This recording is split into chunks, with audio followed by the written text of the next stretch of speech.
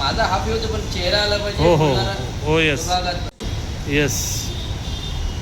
आज आपण महाराष्ट्र म्युनिसिपल कर्मचारी युनियन सातत्याने गेल्या 2 वर्षापासून पाठपुरावा करते महानगरपालिका कर्मचाऱ्यांच्या बाबत.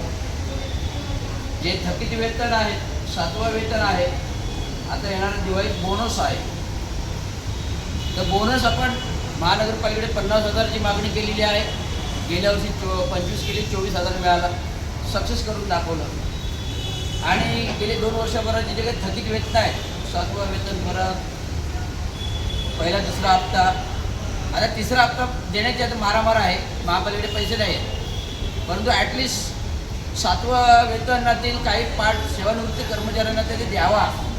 जे सेवानिवृत्त कर्मचारी वयस्कर लोक येतात, फेऱ्या मारतात अधिकाऱ्यांकडे, अधिकारी बोलवून करतात, पण कोणाला निम्म म्हणून काही नाही. फक्त आम्ही विकास कामांपर्यंत पहिला करतो, त्याचा निधी शासकीय विशेष निधी येतो, तरतूद होते. पण या शासकीय निधीमधून कर्मचाऱ्यांच्या भल्यासाठी जर तुम्ही 30% रक्कम वळती केली तर महानगरपालिका कर्मचाऱ्यांचं भलं होईल.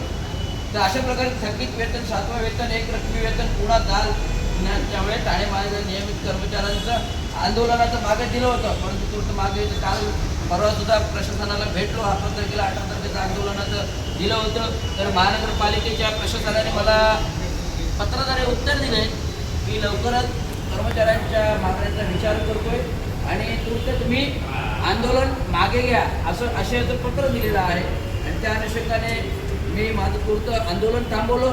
परंतु सकारात्मक धोरणाचं प्रशासन जे काही करणार आहे, मागण्याचा लवकरात लवकर विचार करावा आणि थकीत वेतन आणि बोनस देण्याचा प्रयत्न करावा. तर यावेळी बोनसबाबत बोललं तर नुकतंच माझा अतिरिक्त आयुक्त 2 थोडे साहेब यांच्याशी बोलणं झालं वैयक्तिक. तर त्यामुळे आम्ही यावर्षी बोनस देतोय, पण बोनस हा असा असावा की गोरगरिबांच्या कल्याणकारी असावा, एवढंच मला सांगायचं. जे काय ठरवायचं असेल ते व्यवस्थित आर्थिक धोरण, गरिबांचं धोरण आणि कामगारांचं धोरण बघून बोनस जाहीर करावा आणि लवकर लवकर 7वं वेतन द्यावं, नाही तर पुन्हा मला आंदोलन करावं लागेल. एवढंच सांगावं. धन्यवाद. जय महाराष्ट्र.